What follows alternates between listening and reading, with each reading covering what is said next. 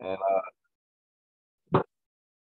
is Lori on the line, or is Martina actually performing the roll call for us? Martina is here and ready, sir. All right, great. If you wouldn't mind conducting roll call at this time. Absolutely. For Town of Fairfax, Heather Abrams. Here.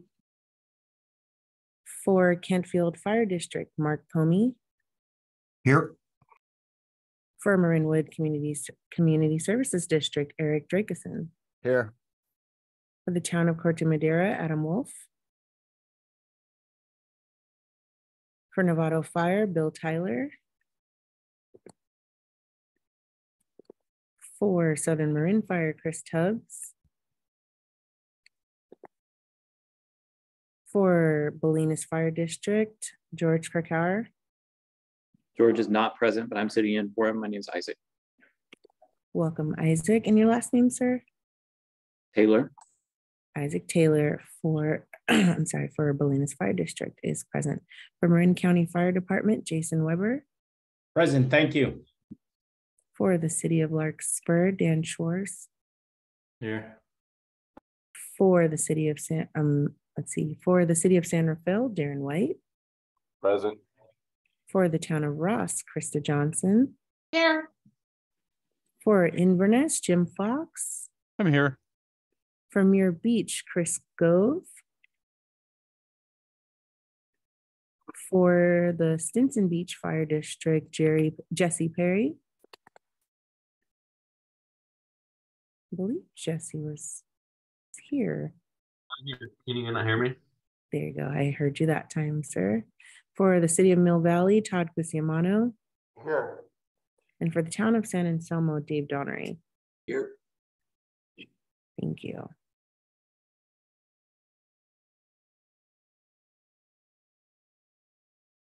Think we still need Sleepy Hollow? Dan Mahoney's here, representing Sleepy Hollow. Sorry about that. Thank you, Dan, for getting me up to speed there, sir.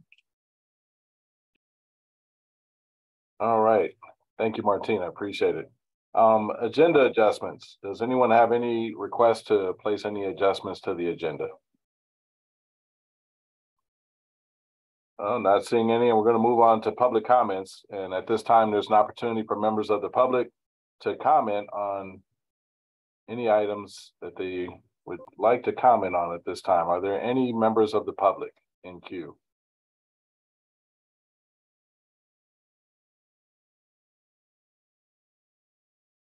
If there are any members of the public wishing to speak on the current item of the agenda, please raise your hand in the reactions.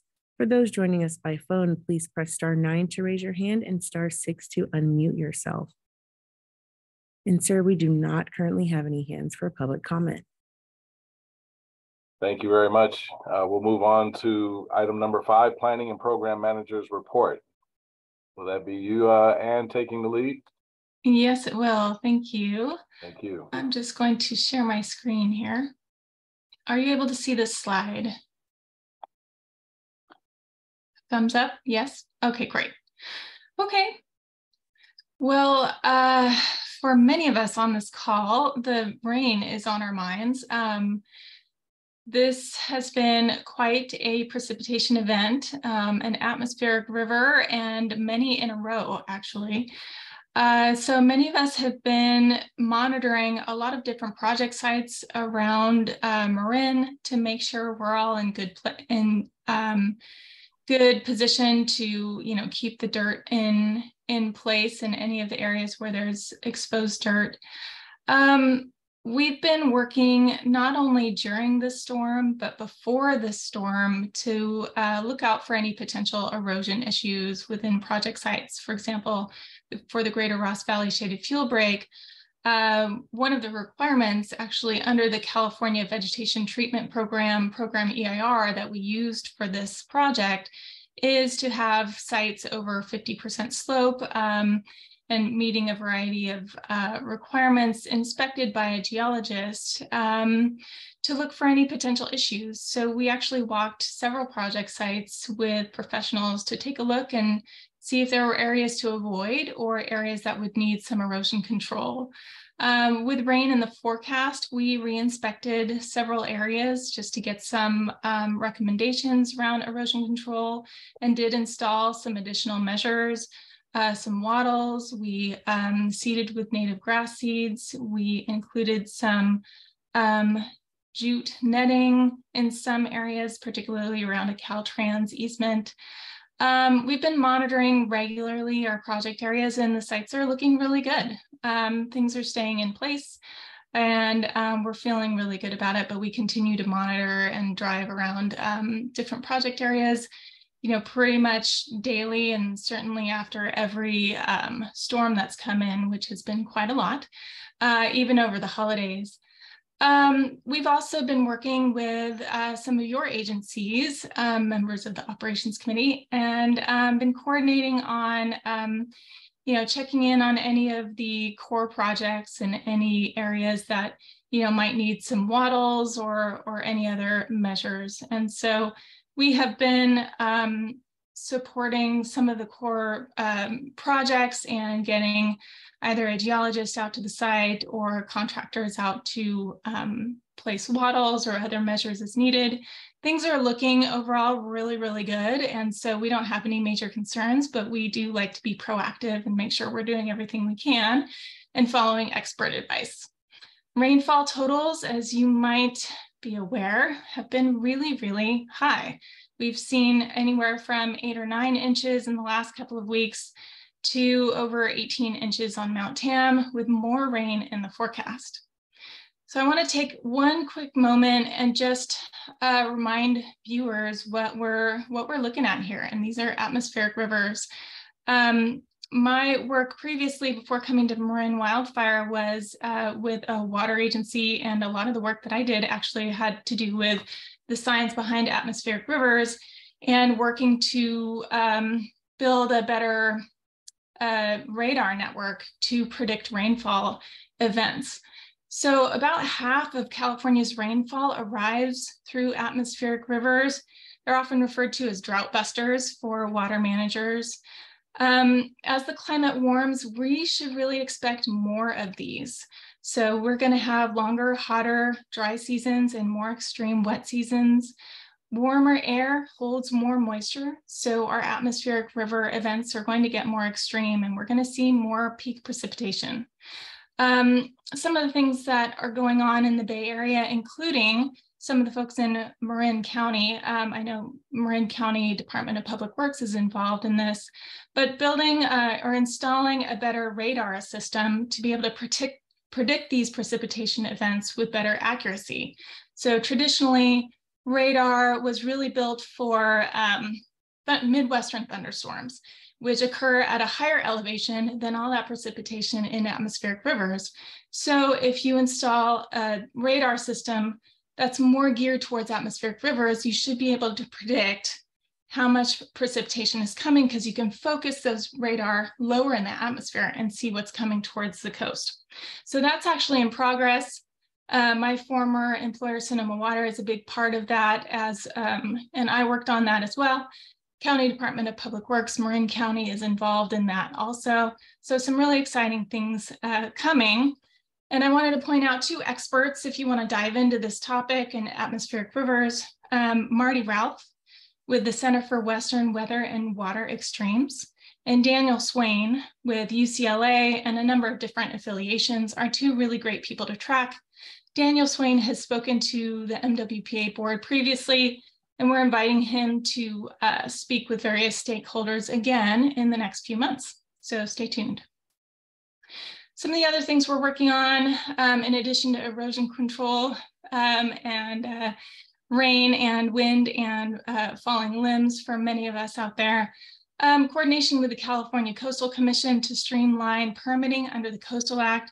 We've started meeting with state staff to think through how best to tackle that, and we'll continue those meetings to get what's called a public works plan in place to cover some of the work that is needed in the coastal zone. You can see here some work being done by some of our crews and Steve Peters, who is standing next to a non-native heather that is very prevalent in Muir Beach, particularly along Highway 1, in an area that's seen a lot of ignitions, a lot of vegetation management happening or happened this season in Muir Beach on federal land next to Highway 1, thanks to our partners at National Park Service, Muir Beach, and others. And so a lot of work has been getting done, and that's really exciting. We have an RFP that's about to be released for GIS services. We're going to be working on a GIS program for the MWPA to really coordinate a variety of different efforts that involve GIS and make sure they're all kind of talking to each other and coordinating and sharing data. And so stay tuned for that. That should be an exciting move in the right direction in terms of data management and sharing information, spatial information. Stay tuned also for more information on our evacuation ingress egress study that is ongoing. There was a presentation to the ATC last week on this topic, and I've invited that same consultant to speak to the operations committee in February. So she will provide a short presentation on this topic next time around for this committee. It's really interesting dive into all of the different factors that contribute to difficulties evacuating, civilian fatalities evacuating. There's a white paper available now on the MWPA website. If you haven't seen it yet, I suggest you head to the science page on our website to take a look at that white paper. It's a review of a variety of different incidents where there were civilian fatalities and looking at the different factors that contributed to that. Then taking all of that knowledge and using that to improve Marin County evacuations, looking at different modeling scenarios, different factors that could be problematic, and then thinking through potential solutions that may involve activities by us and our member agencies, those of you on the call now, but also potentially could be public works projects and other projects. We're also looking at using data gathered during defensible space inspections and looking at how those efforts are improving or reducing risk related to wildfire. We're using a group called Willow Labs for that effort, and stay tuned, we'll have more information on that. We're also looking at overall at vegetation management projects funded by Measure C and how that reduces wildfire risk. So these are all ongoing efforts that we'd love to tell you more about when we have a little more information. We're really excited about these efforts. And this, of course, is another reason why we need our GIS program up and running. So we have all of these studies and programs and tools being developed integrated with each other. I'd also just like to remind you that I'd love to hear more from member agency staff on how best to support our grant program. Last time around, we discussed MWPA putting about $100,000 towards our resident grant program for home hardening and defensible space. We've been talking to some of the member agency staff about any unspent funds potentially being used to help support this program as well. So we'll be continuing to coordinate with some of your staff on this topic. And that's it for this. Happy to take any questions.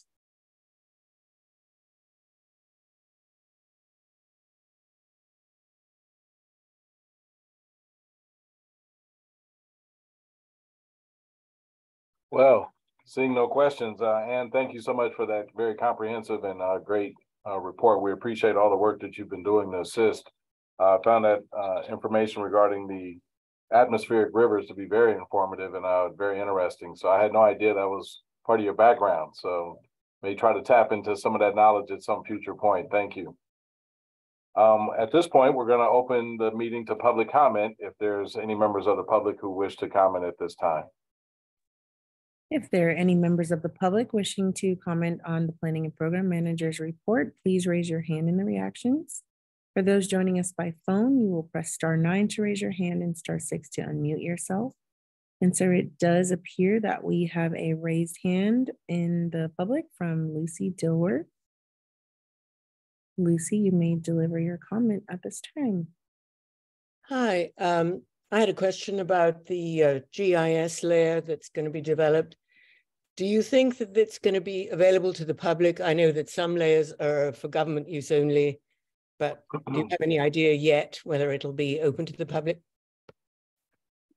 Yeah, and I'll ask Mark to expand on my answer here, but we'll need to make some determinations about what data is available to the public and what data is specifically for planning staff, planning managers to help plan projects. Certainly the work that's underway now is in draft form and so is not being released to the public. Mark, do you want to expand on how we're going to be determining what's public and what's just for agency use? Yeah, the vast majority of the GIS work that we're going to be doing is open to the public, but there is some sensitive information that gets down to the parcel level that is best that we not share due to the privacy aspect of for private property owners. And that was a policy decision that was made as we move forward with the evacuation ingress egress risk assessment. Thank you. And if there are any additional members of the public wishing to speak on the current item of the agenda, please raise your hand in the reactions. And for those joining by phone, you'll press *9 to raise your hand and then *6 to unmute yourself.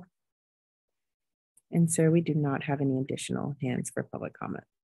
Thank you. We'll close the meeting to public comment at this time and move on to item number 6, the consent calendar. So I'm looking for a motion to approve the minutes from the December 2022 meeting. Were there anyone that would like to make a motion at this time?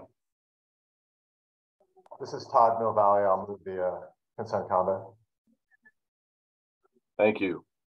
And do we have anyone that would like to second that? I'll second Darren Weber. Thank you. Chief, can I just make one comment on December 14th meeting?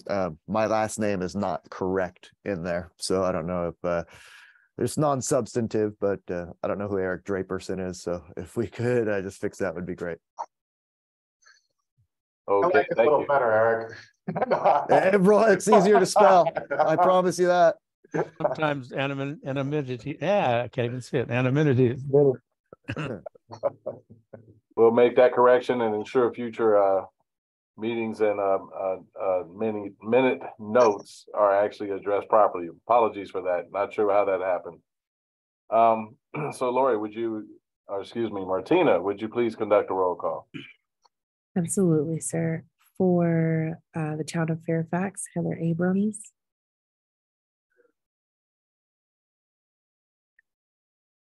Can you all hear me okay? Okay, just double checking. So for the town of, I was on mute. Yes. Perfect. For the Kenfield Fire District, Mark Pomey. Yes. For Marinwood Community Services District, Eric Drakeson. Yes. For the town of Corte Madera, Adam Wolf. I believe he is absent for this meeting. For the Novato Fire, Bill Tyler.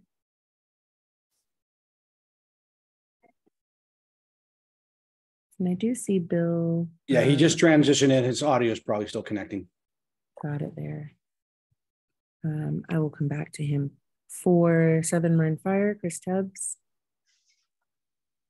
For the Bolinas Fire District, George Krakauer. For the Marin County.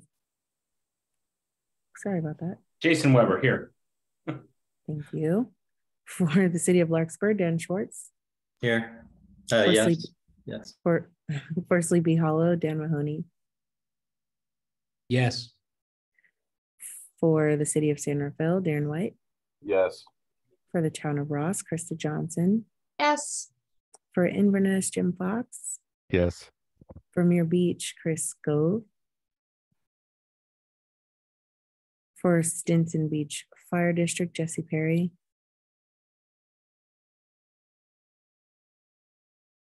And for the City of Mill Valley, Todd Quisiamano. Yes. For the town of San Anselmo, Dave Donnery. Yes. And I believe earlier for Novato Fire, Bill Tyler. I believe he joined shortly after. Okay, thank you, sir. And it looks like we have a unanimous vote of those in attendance. It just looks like we might be experiencing some technical difficulties. All right, thank you very much. Item number 7, discussion items. Would that be Mark or Ann taking the lead on the update on the work plan development? That's me. I'm going to share my screen again. All right, are you able to see the slide? Yes. Thumbs up. Yes, great. Thank you so much. So we are starting development of the work plan and starting to submit proposals into the work plan portal. For those of you not familiar with the portal, this is an online tool that we developed last year to submit proposals for inclusion in the work plan. This meant no more emailing back and forth draft proposals and spreadsheets, but instead we're using an online tool to submit proposals and then track those proposals. We can download them and use that download to build our work plan each year. To access this portal, generally speaking, the proposals are being submitted by staff level folks, members of the ATC, but some of you may be submitting proposals as well. You can access the proposal through our online webpage. In the upper left-hand corner, there's a spot where it says JPA portal, and that's where you're going to want to click. If you have a login already for the portal, you can use that. If not, you can request that. Just let me know, or Josh Hampshire, who is last year's Grizzly Corps Fellow, but is still working with us. We can help you get logged in to the portal to submit proposals. We've been working to update the portal and make it easier to use, make it more streamlined. Most of those edits are done. A few tweaks are still underway, but generally the web portal is up and running and can be used now. So what proposals should be entered? We should really be entering all of the projects that should be budgeted for in the next work plan. So all of your core, local, and defensible space proposals, new projects, continued implementation of existing projects or maintenance of existing projects. If you'd like some funding from fiscal year 23-24. You can also take information from previous projects and use that to build your next proposal.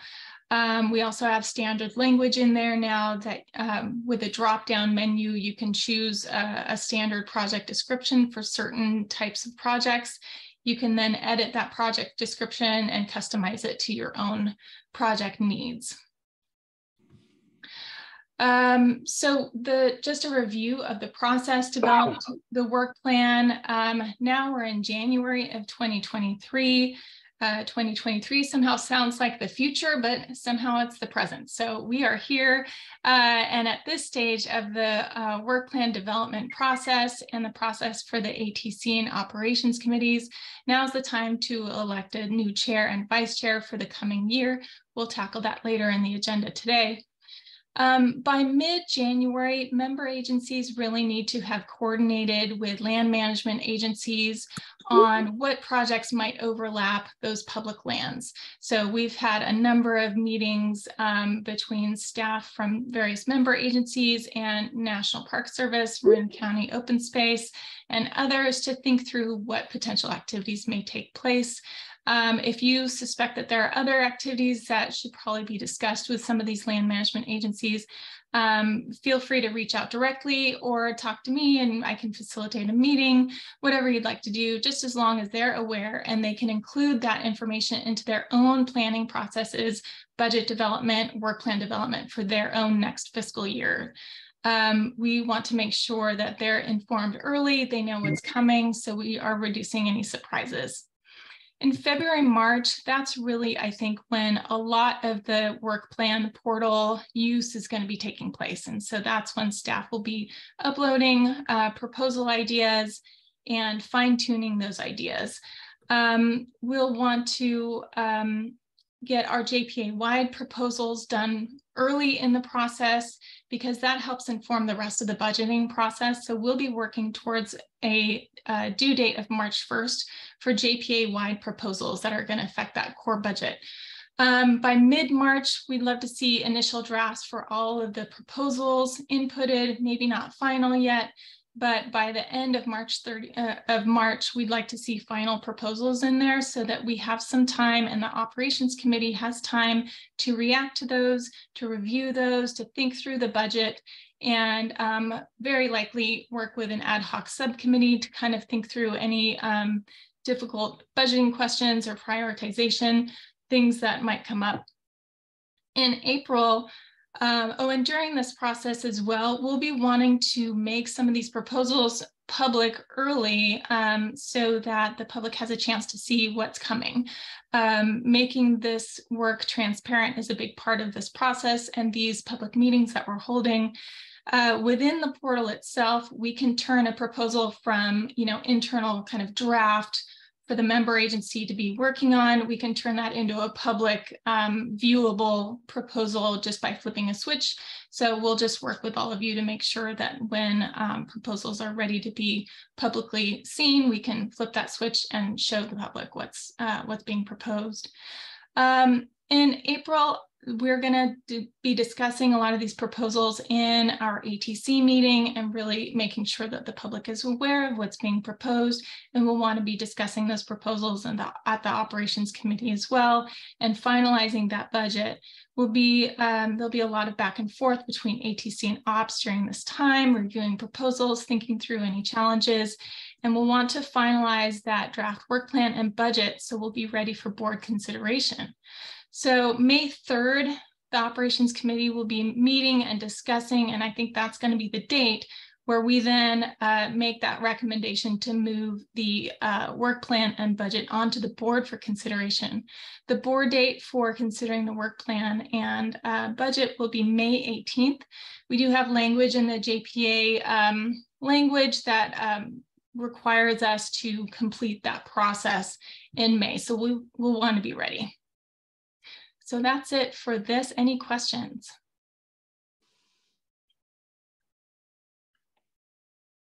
And I have a question, Jesse from Stinson. Great. Do we have an idea when proposed budgets will go out to the different member agencies to be able to start making ideas of what we're going to get in core and also local and D-space funding?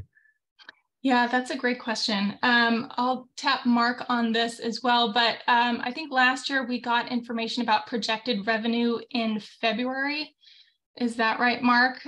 So that's kind of a key milestone for the development of the budget, and then also drafting of the JPA-wide proposals so that we can get an idea for different factors in the overall core budget. And we're going to be doing that as early as we can this year to make it a little easier. Mark, do you want to add to that?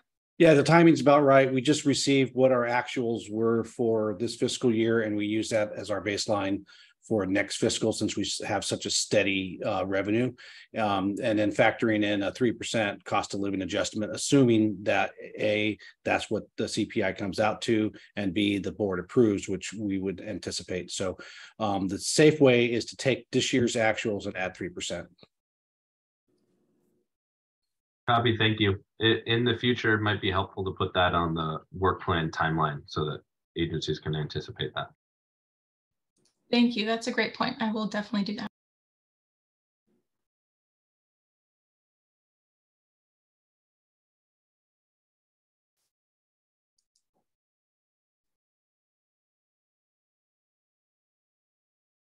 Would help if I unmute myself. Looks like we have an update on the contracting process coming up next. Anne, will that be you again? Yes, I'm wondering if we need to go to the public for comment on this item. I was hoping to do all items collectively, but if I need to go out on the first one, I certainly can. That's, I don't know what, Martina, can you advise? I believe we should probably, well, it's discussion item, so we can. Okay, happy to do with it, whatever you'd like, Chief. Okay, well, actually, you know what, let's just go with the public. We'll open it up right now for comment on this particular discussion item. And is there any public comment at this time? If there are any members of the public wishing to speak on the current item, the work plan development update, please raise your hand in the reactions. For those joining us by phone, please press *9 to raise your hand and then *6 to unmute yourself. And sir, we do not have any hands for public comment. Well, great. We'll close the meeting to public comment on that item and move forward to the update on contracting process. Great. Thanks so much. So hopefully you can see this slide. So we are working to try to streamline the contracting process for vegetation management projects. And Martina Wilson and Megan Holt Acevedo, our general counsel, have been really instrumental in helping get this process going. And we really appreciate their input and blood, sweat, and tears, trying to figure out what the process is and how to meet all of our legal requirements. So generally speaking, what the purpose of this is to create a process that both complies with our procurement and purchasing policy that was approved by our board, but also streamlines that contracting process for vegetation management projects for core projects, essentially. But member agencies can also use the list for local projects, but you also need to comply with your member agency's procurement and purchasing policies. Use of this list and this process is totally optional. If it's useful for you, that's great. And if it's not, that's okay too. So the process is currently, we have a questionnaire that's drafted, and now we've sent it to various staff at different member agencies for input. And this questionnaire will be sent to potential contractors for them to fill out and then return to us to make sure they are qualified to be on our list of contractors. So this questionnaire is currently in draft form. It's out for review. We're hoping for a little input from various member agencies. The deadline for that input is later today. We're also coordinating with all our member agencies to make sure we have a complete list of potential contractors to contact for this process. Currently, we've got a list of maybe 40 or 50 different contractors that we'd like to make sure are notified of this process so that we can distribute this out to that list, hopefully as early as next week, probably late next week. We're also going to be posting this on our website, trying to make this as public as possible. We'd encourage all of you and your staff to help to spread the word as well. We'd like this list to be as comprehensive as possible and give lots of contractors the chance to take part. We'll be receiving those responses. We'll need to set a deadline of, say, 2 or 3 weeks after we post this to receive responses and go through them. We'll be evaluating, we'll have a team evaluating these responses. And generally speaking, they're very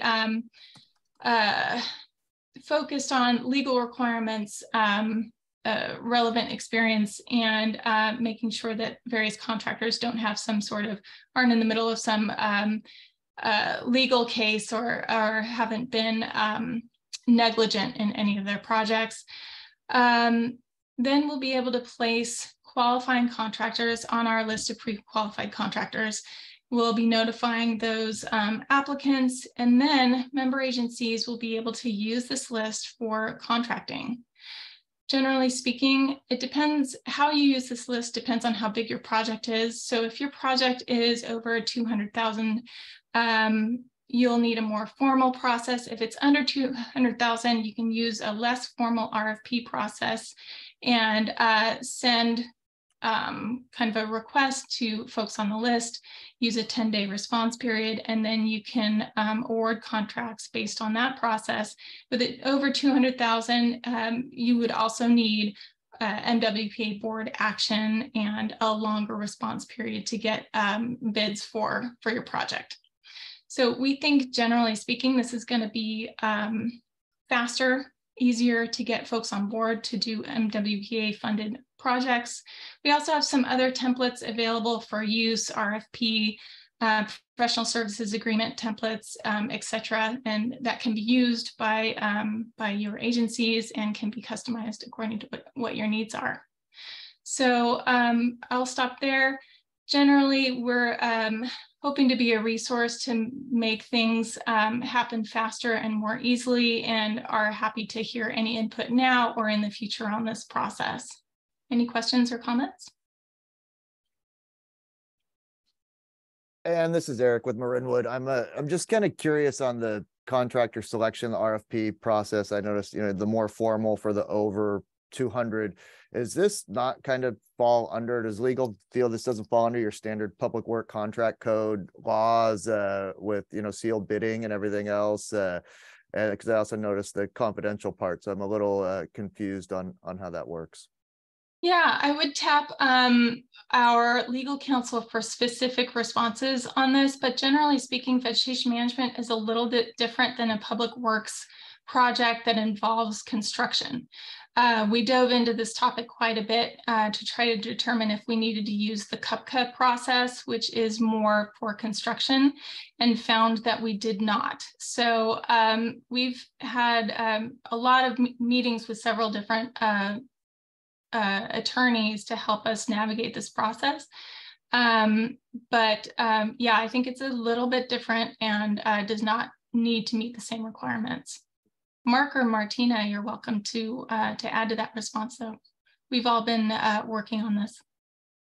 For the, just to clarify, for the project is over 200,000, our RFP process does require the sealed bid process where we open at the appropriate date.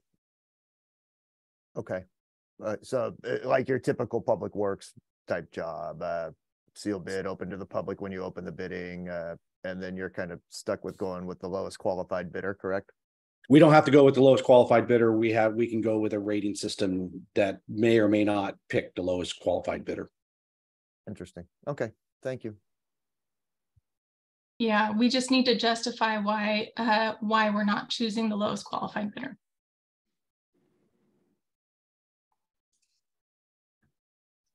Heather? So just to clarify, so the intent here is to create a list of pre-qualified contractors, but then say for a local project, we would still provide an RFP process. We wouldn't have like, these are all selected, you can pick anyone, and then go forward with that on our own, perhaps using your template or our own template. And then we wouldn't need any further approval from MWPA for local project. For a local project, let's see. Mark, would we need board approval for a local project going through this process over 200,000? Nope. For local projects, it's solely on the member agencies' procurement policies. Yeah.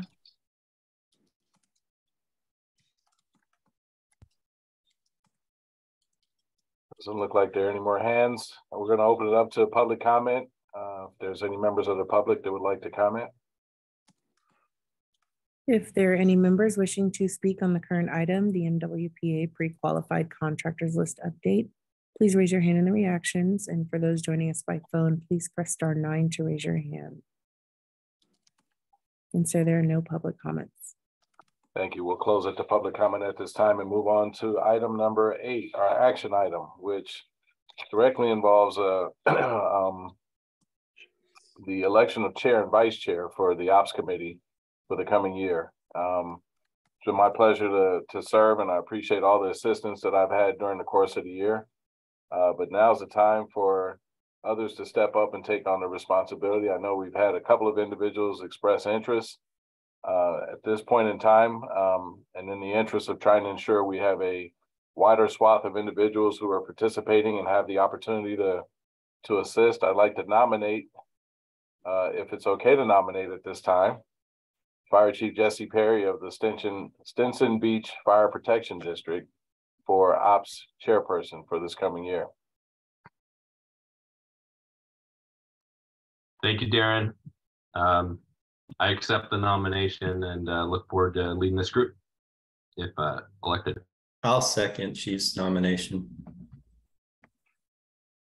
Thank you.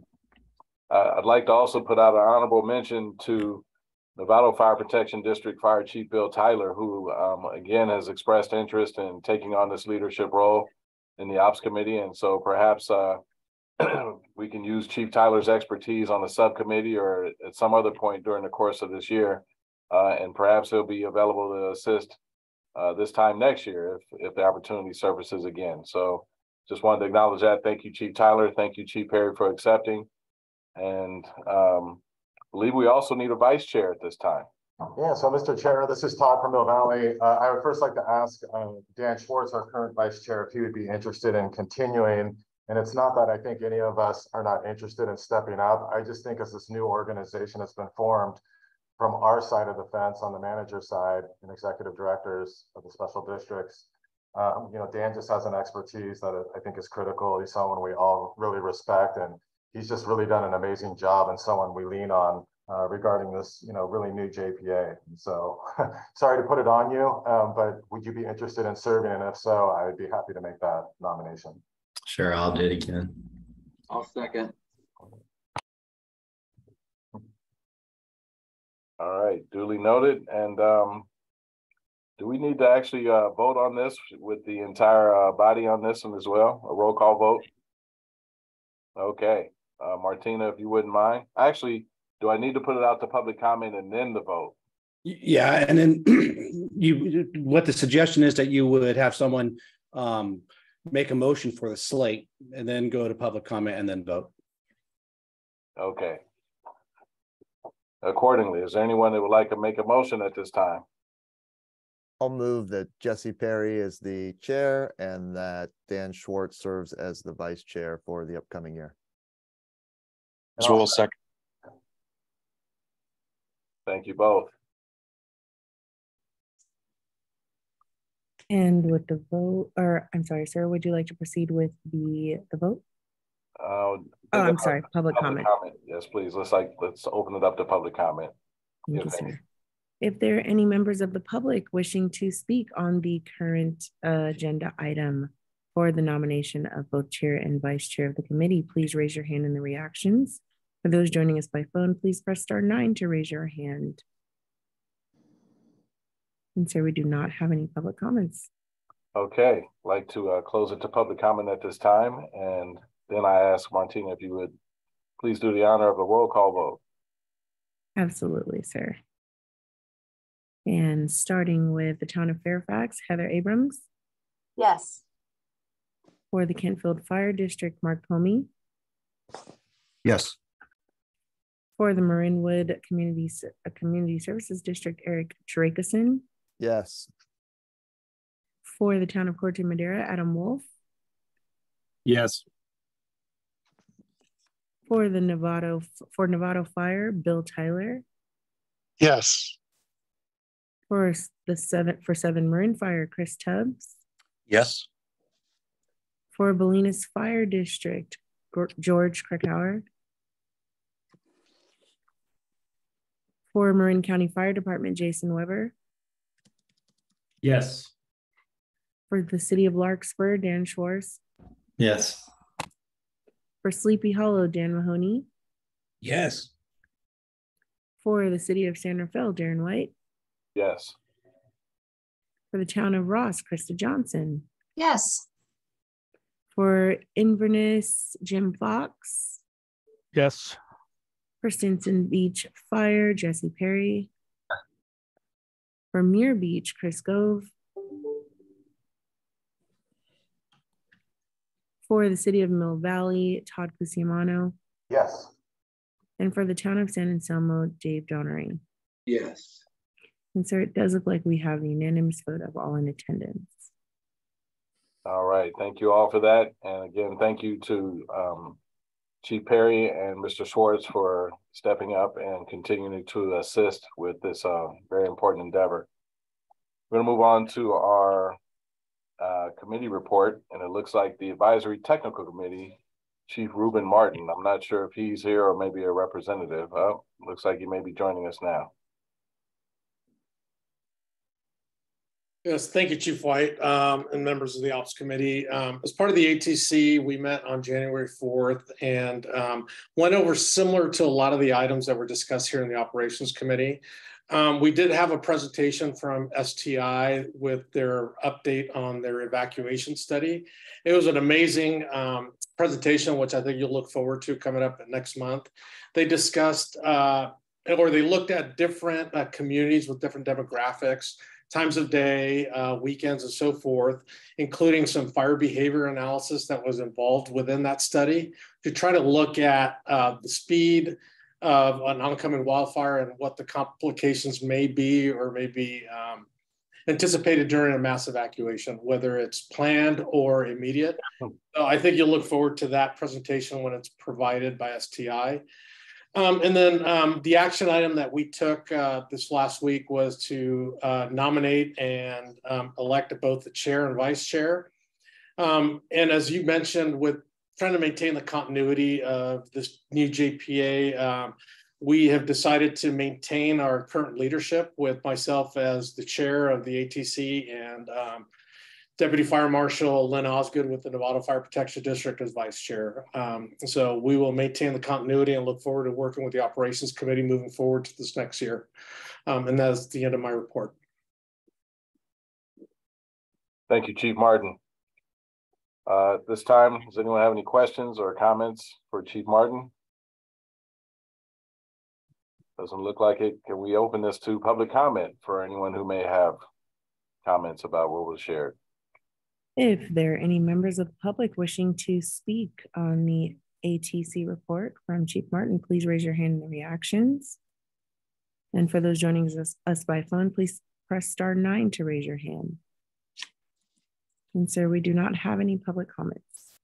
Thank you. We'll close the meeting to public comment at this time and move on to item number 10, which is potential items for February agenda, including the creation of any ad hoc subcommittees that may be needed, and a evacuation ingress egress study update, which I think we may have already just received from Chief Martin, so we may not need that item so much, but. Chief, I was just going to suggest we should have an item about the governor's emergency order being lifted at the end of February. If we want to continue to be an online body, we should take a formal vote that we're all going to list our offices as the location so we can keep meeting by Zoom, or we should start meeting in person, one or the other. I vote for Zoom. So I think we just put that on the next agenda. Thank you. That's a great suggestion, especially considering I believe February 28th or thereabouts is the expiration date for the governor's order. So, okay. Any other? Chief White, I'd love to just mention that the COC was invited to, the Citizens Oversight Committee was invited to provide an update or ask questions during this time, and determined that they didn't have any comments today. So that was one of the items on the agenda, and they were invited and are in the attendees right now. Thank you, Ann, for sharing that. I skipped right over them since I knew they weren't reporting today, but an explanation as to why not was probably warranted here. So my apologies and thank you for following up on that. Is there anyone else that has any potential agenda items they'd like to include for next month's meeting?